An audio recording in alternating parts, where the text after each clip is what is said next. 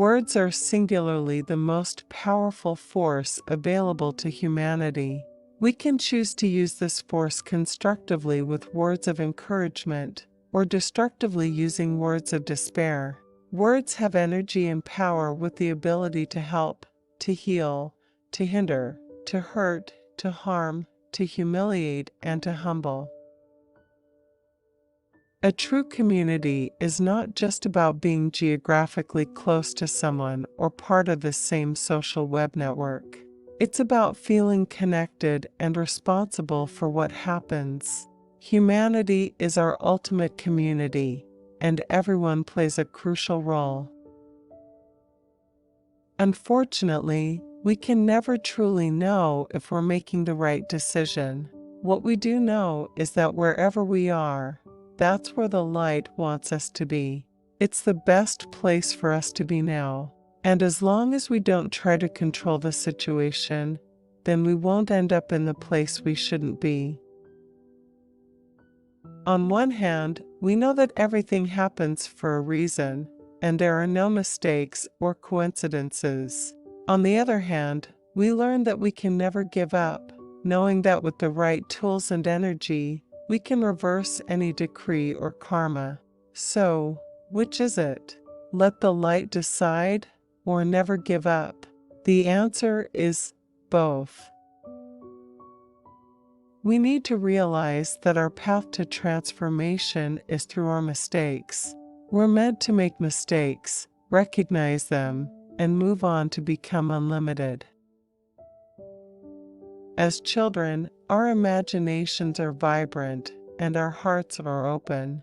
We believe that the bad guy always loses and that the tooth fairy sneaks into our rooms at night to put money under our pillow. Everything amazes us, and we think anything is possible. We continuously experience life with a sense of newness and unbridled curiosity. If I said it once, I'll say it again, we have the power to change everything. With so much evidence of depleting natural resources, toxic waste, climate change, irreparable harm to our food chain, and rapidly increasing instances of natural disasters, why do we keep perpetuating the problem? Why do we continue marching at the same alarming beat? I do believe that the original sources of all religions should be taught, because with it we will find our similarities, not just our differences. I believe that if Muhammad, Buddha, Jesus, and Moses all got together, they would be best of friends, because the spiritual basis of all religions is something that builds unity. If we each take responsibility in shifting our own behavior, we can trigger the type of change that is necessary to achieve sustainability for our race or this planet. We change our planet, our environment, our humanity every day, every year, every decade, and every millennia. Change is inevitable. Things absolutely cannot stay the same. The type of change we invoke is up to each and every one of us. Every little action creates an effect. We are all interconnected. The bottom line is, we must be working on arriving at the destination for which we were put on this planet. Darkness is the only path to light. It is not our wonderful gifts that make us closer to God. It's using our garbage to transform ourselves. This is the key that unlocks the door that opens to God. Personal responsibility is not only recognizing the errors of our ways. Personal responsibility lies in our willingness and ability to correct those errors individually and collectively. We need to have complete certainty that things will work out, not because we are righteous or wise, but because of the time, the effort, the prayers, and the tools we are using. From the moment we are given awareness about some bigger picture or mission, We have to have complete focus on what to do to get to that place. In the not-so-distant past, we were close enough to our community to physically see how our actions impacted the group overall. Now it's just too easy to look the other way, or turn off the TV or computer and detach ourselves from the others. If falling into desperation worked to make things better, then I would say, let's all jump into despair. But it doesn't help. The only way to truly find meaning and fulfillment is to look at the disaster, the pain, the difficulty, and know with complete certainty that good can come from this. Kabbalah is all about change. It isn't about being proud of our good qualities. The wisdom is about transforming our darkness into light. Faith and trust are words that put the power in the hands of an outside force that we are meant to rely on, whether it is God or a person or the universe. Certainty puts the power back in our hands. The biggest breakthroughs in consciousness occur when things are difficult, when we have a choice to fall to the worst of ourselves or rise to the best of ourselves. If you are messing around all day and then scream for certainty, you're not going to get it. If you spend energy and do the work and develop that certainty, you'll get to where you need to be, even if you don't know exactly where that is. I imagine God to be like my father. My father was always the voice of certainty in my life. Certainty in the wisdom, certainty in the path, certainty always in God. For me, God is certainty in everything. Certainty that everything is good and everything is God. The whole point of all of this, why we are here, why the world is here, and why we have the political system and leaders that we do, is to achieve change. This is the purpose of life. If we can soften our hearts, and if we can access the pure and simple aspect of our nature, then we can regain the realization that everything we need is already inside us and anything is attainable. Ego is one of the biggest weapons that is used to take us down. It's self-destructive. It's a problem on all levels. Even regular people can have big ego problems. In every relationship, the work is never just in the positive actions we do for each other, but in the follow-up.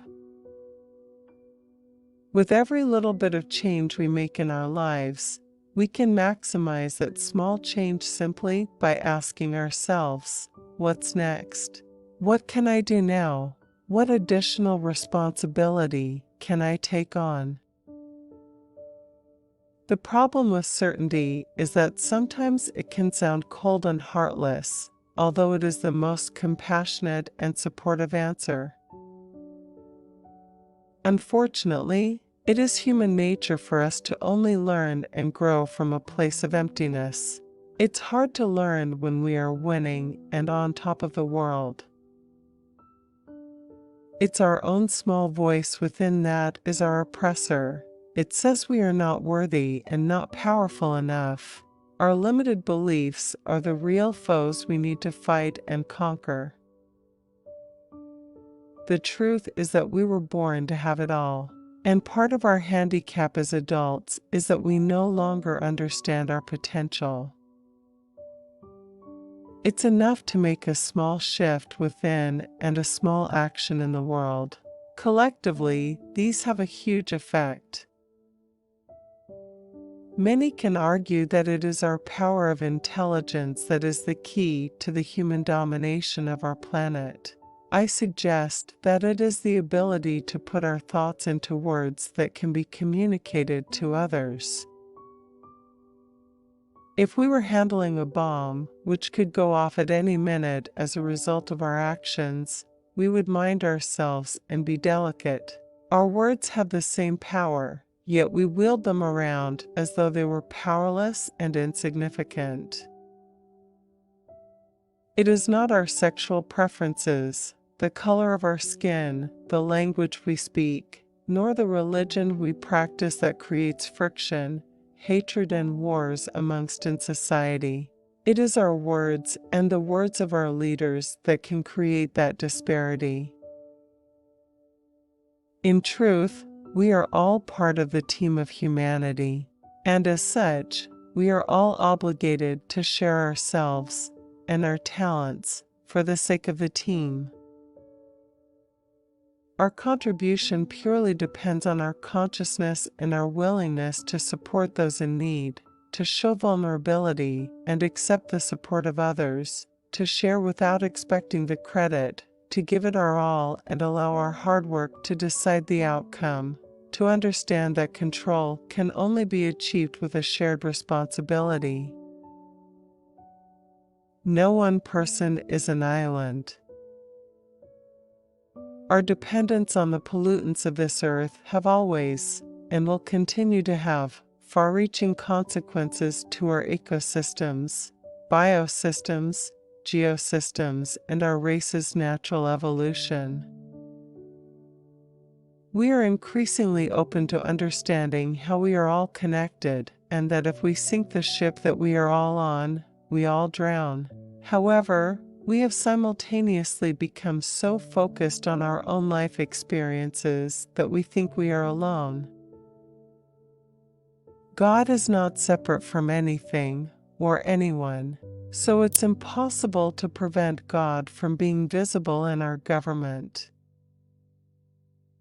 If we can remain present and deal with the moment in front of us, no matter what our battle, then if we lose, we'll know that ultimately we weren't supposed to win that battle in the first place.